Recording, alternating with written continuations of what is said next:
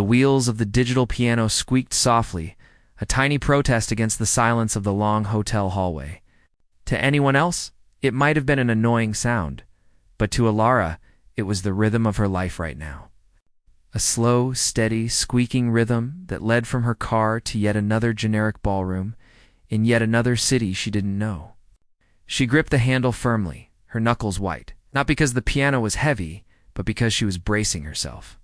Every gig felt like walking into a cold wind. And she was always underdressed for the weather. This piano wasn't even a real one.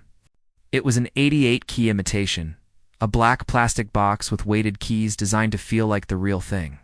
But it didn't. It didn't have the soul of the old upright her grandmother had. The one with wood that smelled like history and keys that whispered stories of every song ever played on them. This one just hummed with a quiet, electronic emptiness, a perfect mirror for how she felt inside. She was a musician playing an instrument that wasn't an instrument, in a place that wasn't a place. For people who weren't really listening, she reached the double doors of the grand ballroom, a name that always made her want to laugh. There was nothing grand about it. She pushed the door open with her hip and wheeled the piano inside. The room was a large, square box. The ceiling was low, covered in those acoustic tiles that looked like a waffle. The carpet was a swirl of beige and brown that was somehow both loud and boring at the same time. It was the kind of carpet designed to hide stains, and it probably hid a lot of them. At the far end of the room, a small stage had been set up, just a raised platform of black wood. That was her island for the next 4 hours. A man in a suit that looked too tight for his shoulders hurried over. He was holding a clipboard and tapping a pen against it, a constant, nervous rhythm. He didn't smile. He didn't introduce himself. He just looked at his clipboard, then at her, then at the piano. "You're the musician?" he asked. It wasn't really a question. It was more like a confirmation of a box he had to check. Alara just nodded. She learned a long time ago that these people, the event planners, didn't want to talk. They wanted to give instructions and move on to the next fire they had to put out. Words were just wasted air. "Okay, good," the man said, his eyes still on his clipboard. "So, just a few ground rules. We've got a big group from a tech company. They're here for an awards dinner. Lots of networking. So we need background music. You understand?" Background. He finally looked up at her, and his eyes were kind of empty, like the hotel hallway. "Just keep it light and simple. Some soft jazz would be good. Maybe a few popular songs everyone knows, but played, softly. No singing. Just the piano. Nothing too loud or distracting. Think elevator music, but with a little more class. We want you to be like wallpaper. Nice wallpaper, but still wallpaper. You got it?" Wallpaper. The word hit her in the chest, even though she'd heard versions of it 100 times before. Wallpaper music, atmospheric filler, audible decor. It was all the same. It was a slow poison that dripped into her heart every time she took one of these jobs. She had spent her entire childhood practicing. She had missed birthday parties and school dances. Her fingers had ached, her back had sore, all for the love of the keys. For the magic of turning silence into something beautiful. She could play the most complicated pieces by composers with long foreign names. Pieces that could make people cry, or cheer, or sit in stunned silence. But none of that mattered here. Here, she was wallpaper, she said, her voice a little hoarse. "I got it." "Great," the man said, already turning away. "Power is right there. Start at 7. They'll be doing speeches around 8, so you'll need to stop then. Just use your judgment. Thanks." And then he was gone, swallowed up by the room. Already yelling into his phone about a missing microphone stand, Alara was alone again. Just her and the silent plastic piano. She took a deep breath, and the air tasted like air conditioning and old coffee. She walked onto the small stage and plugged in her keyboard. A little green light came on. It was ready. She was not. She sat down on the cheap folding chair and ran her fingers over the keys. They were cool and smooth. For a moment, just a fleeting second, she closed her eyes. She wasn't in a beige ballroom anymore.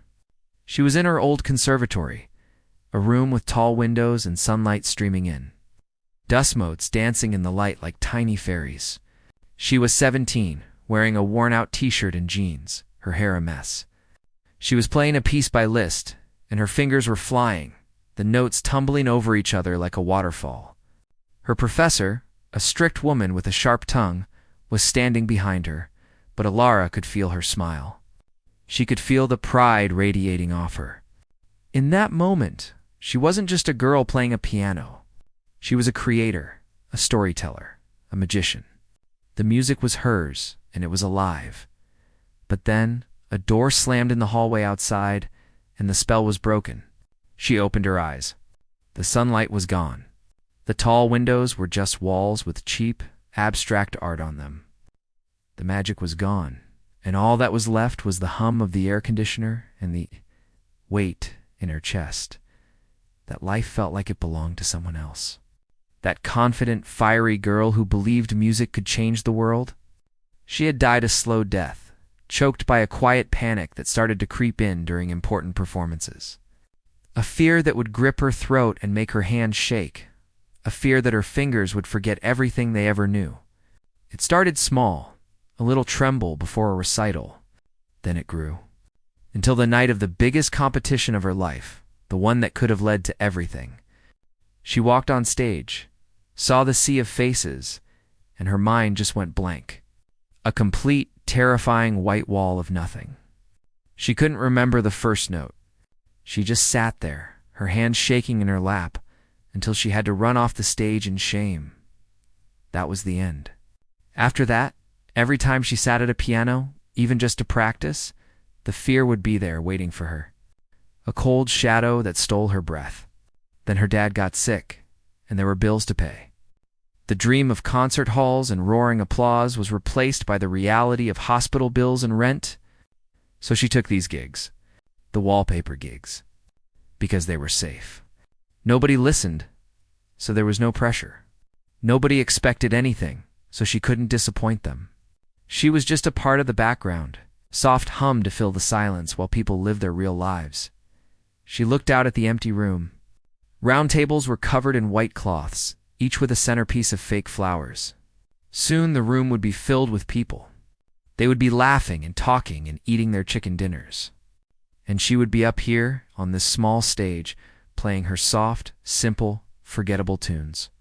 She would be the good wallpaper they asked for. She took another deep breath, the last one of quiet, and prepared to play her first song. The night was about to begin. The first note she played was so soft it was almost a whisper. It hung in the air for a second before being swallowed by the low rumble of the room. It was a simple melody, a popular song everyone had heard 1,000 times on the radio. But her version was different. She had taken all the life out of it. She played it exactly as the man in the tight suit had asked, light, simple, and completely in the background. The notes were perfect, each one in its right place, clean and clear. But they were like pearls on a string, beautiful but without any connection. There was no heart in the music. It was just sound. As her fingers moved across the keys, she felt a strange sense of detachment. It was like she was watching someone else play. Her hands knew the way, of course. They had been trained for this. They could play these simple tunes in her sleep. It was all muscle memory, but her mind was a million miles away. She wasn't thinking about the music. She was thinking about the leaky faucet in her apartment. She was wondering if she had enough milk to make coffee in the morning. She was counting the tiles on the ceiling. Anything to keep her mind from the fact that she was here, doing this again. She looked out at the crowd. The room was filling up now. People in dark suits and bright dresses were finding their seats at the round tables. The noise level was rising. It was a wall of sound, a constant dull roar of 100 different conversations all happening at once. Of it all, she could hear the sharp clinking of silverware against plates, the loud, forced laugh of a man telling a story, the high-pitched squeal of a woman greeting an old friend. And through it all, her music played on, a gentle, unnoticed stream. No one looked at her, not a single person. Their eyes were on their dinner plates, on their phones, on the person sitting across from them. She was a ghost, floating behind her, piano playing for an audience that couldn't see or hear her. She remembered a time when playing music felt like a conversation. She would play a phrase and the audience would lean in, their breath catching. She would play a crescendo, and she could feel their excitement rise. But this was not a conversation. This was her talking to an empty room. She was just part of the atmosphere, like the temperature or the lighting, a utility. She moved from the soft pop song into a piece of light jazz. The bass notes walked up and down in a steady, predictable pattern. The right hand played a simple, swinging melody. It was the kind of music you might hear in a fancy elevator or while you were on hold with a customer service line. It was designed to be ignored, and it was working perfectly. A man at a nearby table took a phone call, speaking loudly into his receiver about quarterly reports. A woman across the room was showing pictures on her phone to her friends, laughing at a video of a cat falling off a chair. No one cared about the piano. No one cared about her. A wave of sadness washed over her, so familiar it almost felt comfortable. This was her life now. This was what her passion had been reduced to. She thought about the first time she ever truly felt the power of music.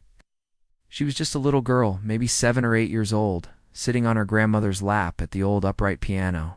Her grandmother had played a simple hymn, a song she had played 1,000 times in church. But as she played, little Alara had felt something strange and wonderful.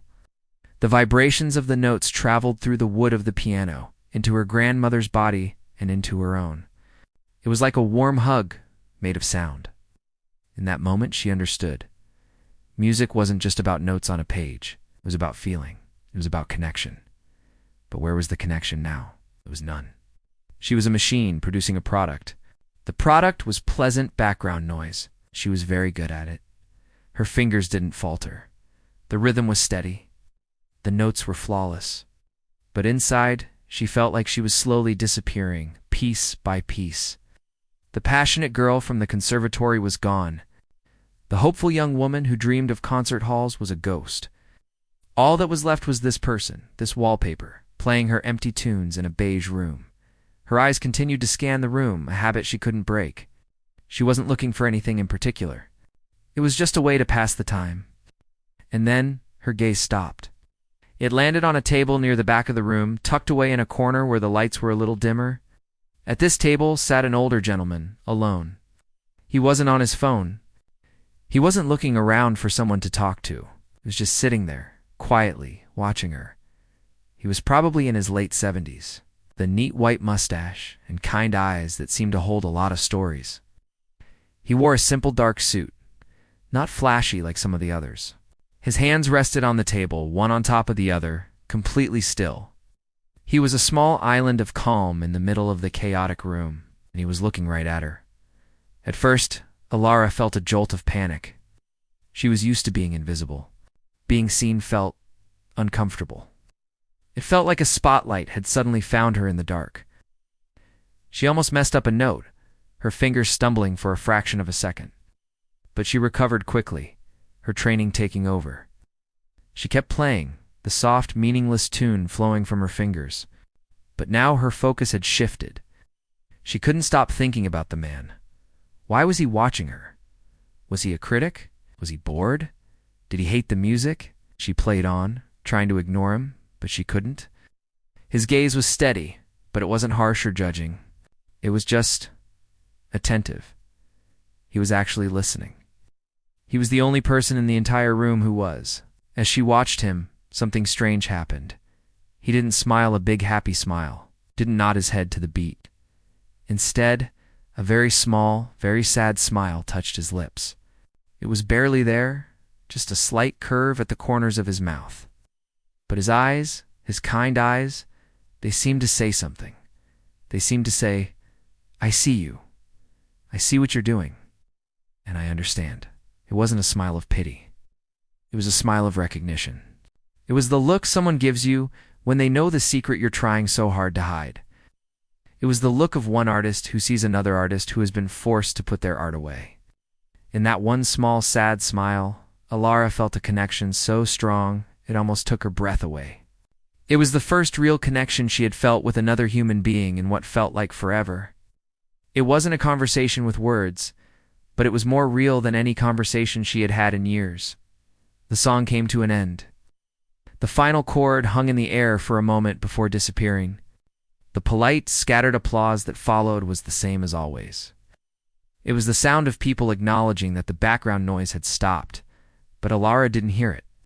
Her eyes were still locked on the older gentleman in the back.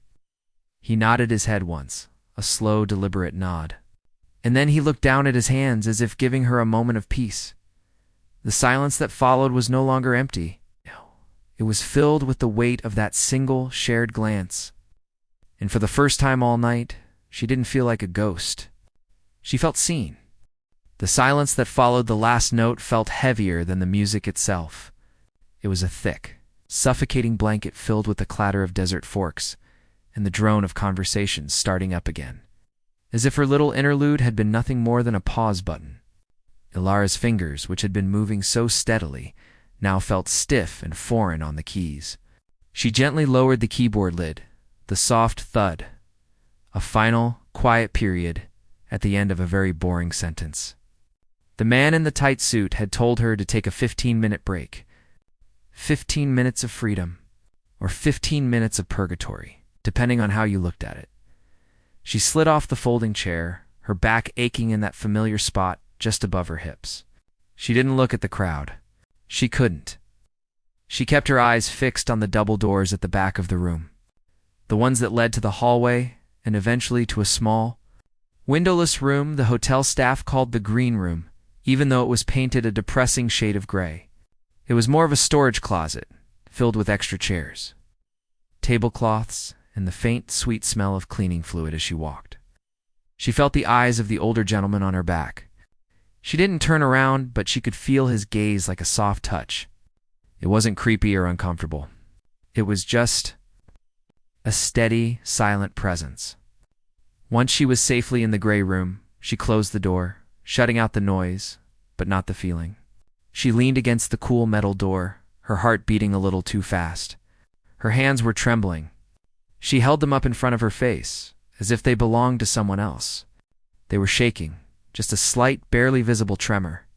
It wasn't from fear, not this time. It was from something else, something she couldn't quite name. She found a small bottle of water on a table and twisted the cap off. Her hands fumbled with it, the plastic crinkling loudly in the quiet room. She took a long, slow drink, the cold water doing little to cool the heat that was building inside her. She sat down on a stack of extra tablecloths, the plastic rustling beneath her. And then she let it happen. She let the memory of the man's smile wash over her. She replayed it in her mind, again and again, the way his eyes had crinkled at the corners, the slight, sad curve of his lips. It wasn't a smile of happiness. It was a smile of deep, profound understanding. He saw her. He didn't see the wallpaper. He didn't see the background music. He saw the woman sitting at the piano, playing a song she hated, and he understood the pain behind it. He saw the cage. He saw the prisoner. And in that small, sad smile, he had told her that he knew what it was like to be in a cage. 2 tears pricked at the corners of her eyes, hot and sudden. She hadn't cried in a long time. She had pushed all those feelings down deep, burying them under layers of daily routine and quiet resignation. But now they were bubbling up, and there was no stopping them. A single tear escaped and rolled down her cheek, leaving a cool, salty trail. She angrily wiped it away with the back of her hand. She looked down at her hands again, the hands that were still trembling. These hands. They had once been her pride and joy. They had danced across the ivory keys of a grand piano in a concert hall filled with people who had come just to listen. They had brought complex, beautiful compositions to life. They had coaxed thunder and whispers from 88 strings. She remembered the feeling so clearly, the feeling of the music flowing not just from the piano, but through her. It was like being a channel for something bigger than herself, something pure and magical. She remembered the joy of it, a pure, unadulterated joy that made her feel like she could fly. And what had she done with those hands? With that joy? She had buried it. She had let fear, a cold, sneaky little monster, creep into her heart and convince her that she wasn't good enough. She had let one bad moment, one frozen moment of terror on a stage, defined the rest of her life. She had let the circumstances, the bills, the responsibility, become an excuse to stop trying, to stop fighting. She had taken the fire that burned so brightly inside her, and she had carefully, methodically, hidden it under a bushel of light and simple tunes. A hot knot of anger tightened in her stomach. It wasn't directed at the man in the suit, or the uncaring crowd, or even the fear that had started it all. It was directed at herself. She was so angry at the person she had become. This quiet ghost of a woman who played wallpaper music and didn't complain. This woman who had let her passion, her very soul, wither away to nothing. She had become an accomplice in her own disappearance. She had built the cage and then locked the door from the inside. The anger was followed by a wave of grief, so intense it took her breath away. It was the grief for the girl she used to be, the girl with the fire in her eyes. It was the grief for all the songs she had stopped playing, all the music she had stopped creating. It was the grief for a future that would never be. She felt a sob rise in her throat, and she buried her face in her hands. The rough fabric of her dress scratchy against her skin. She let the sobs come, quiet and ragged, in the privacy of the gray room. She cried for the lost years, for the silenced music, for the part of her that had died. But as the storm of grief passed, something else took its place. Something hard and bright and clear. It started as a tiny spark in the ashes of her despair. The man's smile had been the match, and her anger and grief had been the fuel. The spark grew into a small, steady flame. And then the flame began to roar. She lifted her head from her hands, her cheeks wet but her eyes clear. A decision was forming in her mind, a decision so radical it felt both terrifying and liberating. She thought about going back out there. She thought about sitting down at that plastic piano and playing another soft, forgettable song. She thought about letting the fire die again, letting it shrink back into a tiny, smoldering ember. And the thought was unbearable. It was more terrifying than any stage, any audience, any possibility of failure. She was not going to do it. She was not going to be wallpaper anymore. She stood up, her legs feeling shaky but strong. She walked over to the small, cracked mirror hanging on the wall. She looked at her reflection. She saw the tired eyes, the slumped shoulders, but she also saw something else. A flicker of the old fire in the depths of her eyes. It was small, but it was there. She took a deep breath, her chest expanding. She was not a musician for hire anymore. Not for the next 15 minutes. She was just a musician, period. She was not playing for the tech company. She was not playing for the man in the suit. She was playing for the one person who had actually listened. She was playing for the sad, kind man in the back who saw the real her. But mostly, she was playing for herself. She was playing for the 17-year-old girl with the fire in her eyes. The girl who deserved to have her song heard. She didn't know what she was going to play. It didn't matter. The music was still inside her, locked away for years.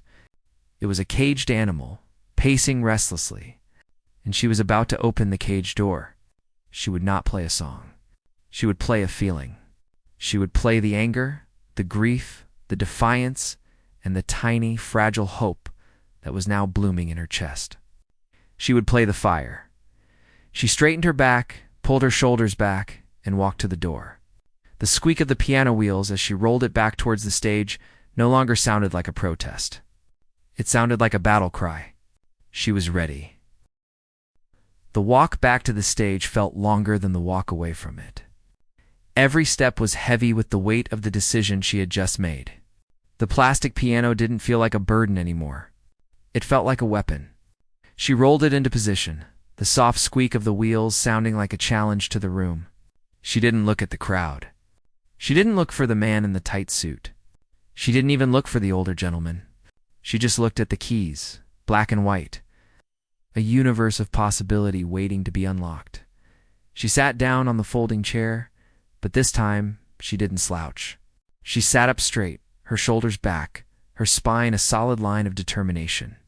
She placed her fingers on the keys, not gently like she was afraid of them, but with a firm, confident touch. She could feel the low hum of the electricity running through the keyboard, a quiet power waiting to be unleashed. The room was still a noisy mess of chatter and laughter, 100 separate worlds all colliding in one space.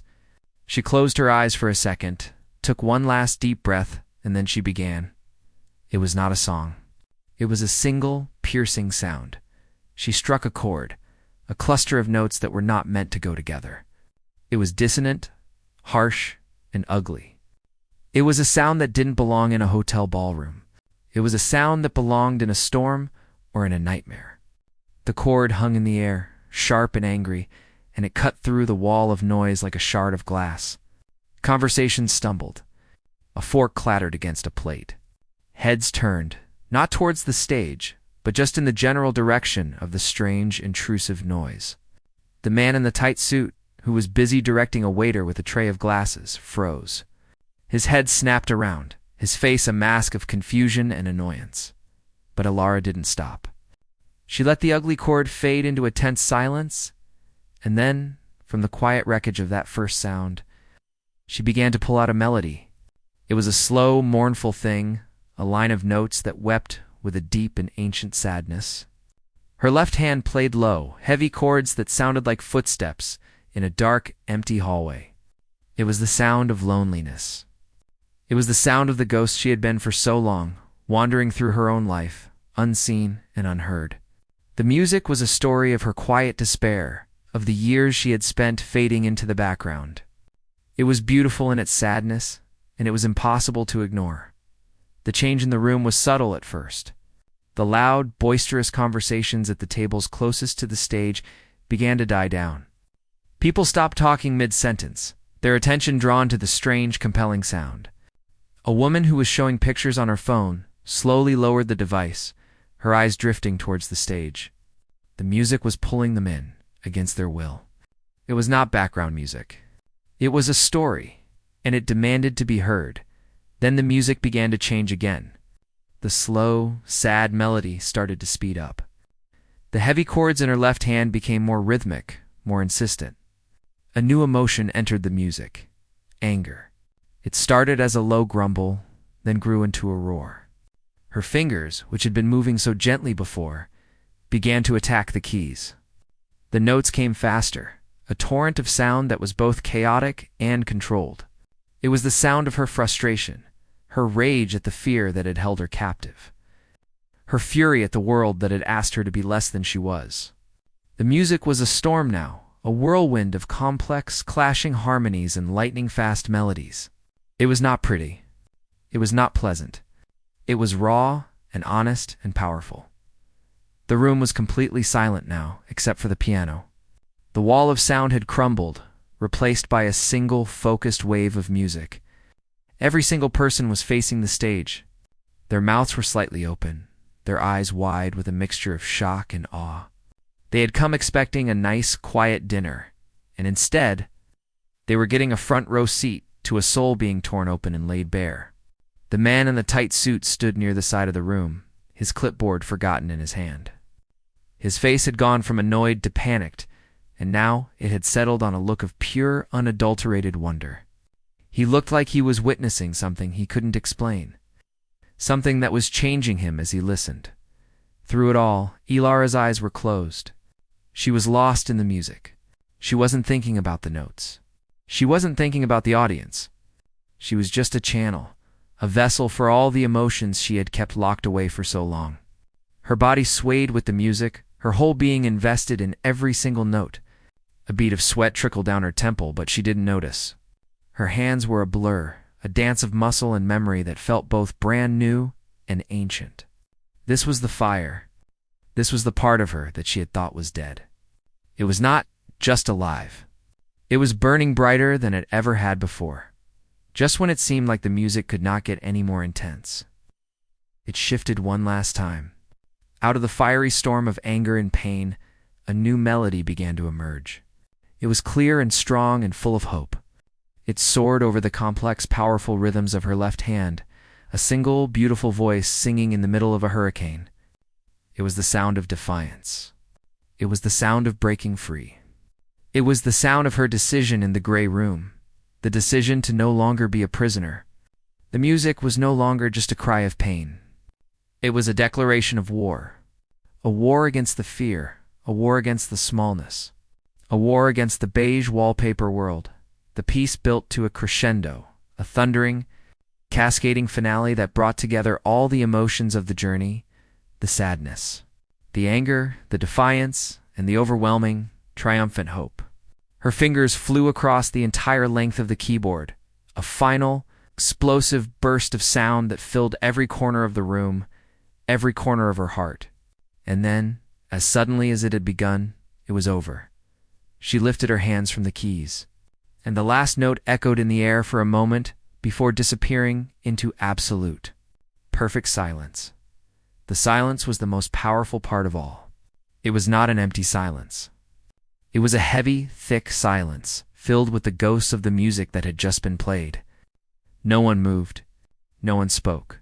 It was as if the entire room was holding its breath, afraid to break the spell. 100 people sat frozen, their eyes locked on the woman at the piano, her chest heaving, her hands resting trembling in her lap. The air crackled with an energy that was almost visible. And then, from the back of the room, a single sound broke the silence. It was the sound of 2 hands clapping together, slowly and deliberately. It was the older gentleman. He was on his feet, his face wet with tears, a look of profound respect and joy on his face. He was not just applauding. He was honoring her. His single clap was the spark that lit the fuse. The man next to him started clapping. Then a woman at a table in the front. And then, all at once, the entire room erupted. It was not the polite, scattered applause from before. It was a deafening, thunderous roar, a wave of sound so powerful it felt like it could shake the foundations of the hotel. People were on their feet shouting, "Bravo!" and "Amazing." They were not just clapping for a musician. They were cheering for a moment of pure, unfiltered truth. They were cheering for the fire. And as Alara sat there, breathless and dazed, a single tear of her own traced a path down her cheek. It was not a tear of sadness. It was a tear of release. She was no longer a ghost. She was alive. The roar of the crowd was a physical thing, a wave of sound and heat that washed over the stage and crashed against Elara's small frame.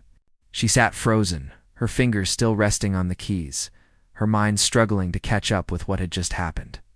The silence that had followed the last note had been profound, a sacred space filled with the ghost of her music. But this was the opposite. It was loud, chaotic, and messy. It was real. And it was for her. For the first time all night, the noise in the room was about her. She could feel hundreds of pairs of eyes on her, but this time, it didn't feel like a spotlight designed to expose her flaws. It felt like a warm, collective embrace. She slowly lifted her hands from the keyboard and placed them in her lap, her fingers still trembling. A small, shaky breath escaped her lips. And it felt like the first real breath she had taken all night, as the applause began to soften from a deafening roar to a thunderous, steady rhythm. People started to get up from their tables. They weren't leaving. They were coming towards her. A tide of people, a slow-moving river of dark suits and colorful dresses, all flowing in her direction. Alara's first instinct was to shrink back, to disappear behind the piano, as she had done so many times before. But she fought it. She forced herself to sit up straight to meet their gazes. She saw a young woman at the front, her eyes wide and shining with tears, who just mouthed the word "wow" before her friend pulled her away. She saw an old man in a bow tie, who simply nodded at her with a look of deep, sincere respect. These weren't just faces in a crowd anymore. They were individuals, and she had touched every single one of them. Then, she saw the man in the tight suit pushing his way through the crowd. He looked different. His slick, hurried confidence was gone, replaced by a kind of dazed bewilderment. His clipboard was nowhere to be seen. He stopped at the edge of the stage, looking up at her not as an employee who had messed up his schedule, but as someone who had just witnessed something he couldn't explain. "I don't know what that was," he stammered, his voice barely audible over the remaining chatter. He ran a hand through his perfectly gelled hair, messing it up. That wasn't what I asked for." At all, Alara just looked at him, waiting. She didn't feel defensive or scared. She just felt calm, a deep, quiet stillness settling in her chest. It was incredible, he finished, his voice filled with a genuine awe that he couldn't hide.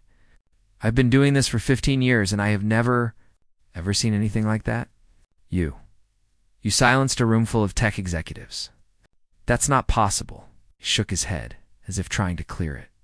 Look, I know I was a jerk earlier. I was in a rush. I'm sorry. If you ever need a gig, any gig, just call me. Name your price. Play whatever you want. Just promise me you'll bring that fire. With you, he fumbled in his pocket and pulled out a business card, placing it on the edge of the stage. He looked at her one last time, a look of pure reverence on his face, and then disappeared back into the crowd. Ilara watched him go, a small, genuine smile touching her lips for the first time. She didn't pick up the card. It didn't matter. That part of her life, the life of being wallpaper for hire, was over. She didn't need his validation anymore.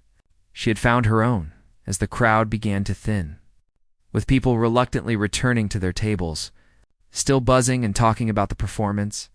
She saw a familiar figure making his way slowly towards the stage. It was the older gentleman.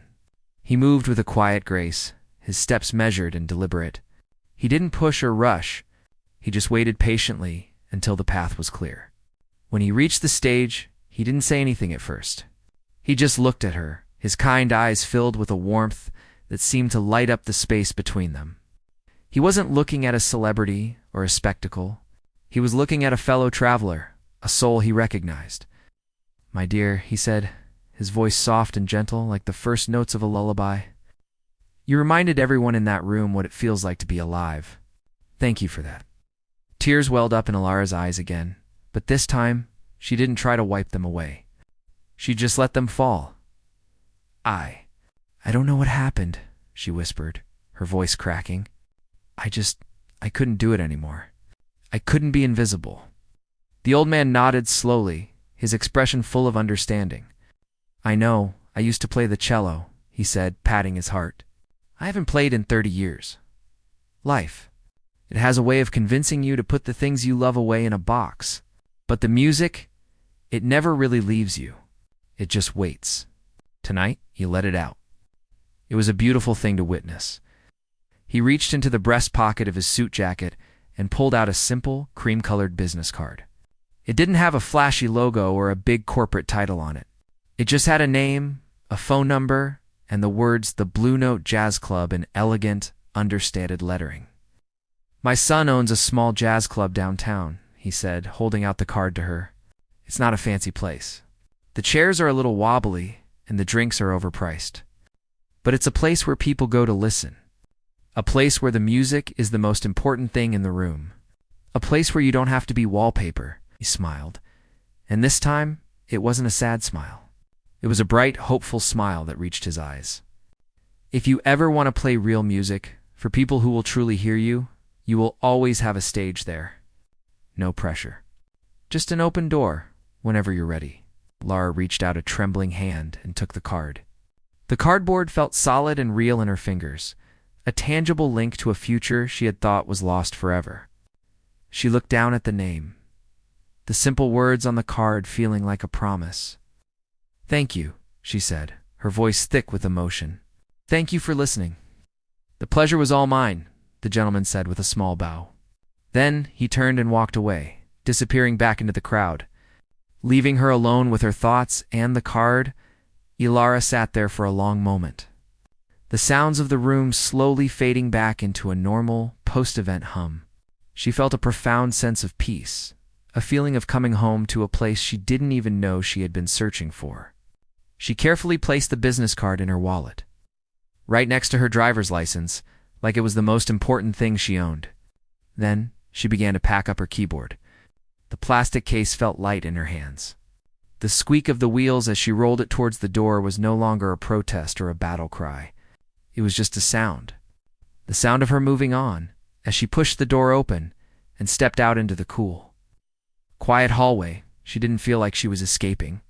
She felt like she was arriving. The future was still a mystery, a blank page waiting to be written. But for the first time in years, she wasn't afraid of it.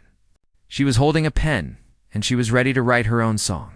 Song that was loud and complicated and beautifully unapologetically real.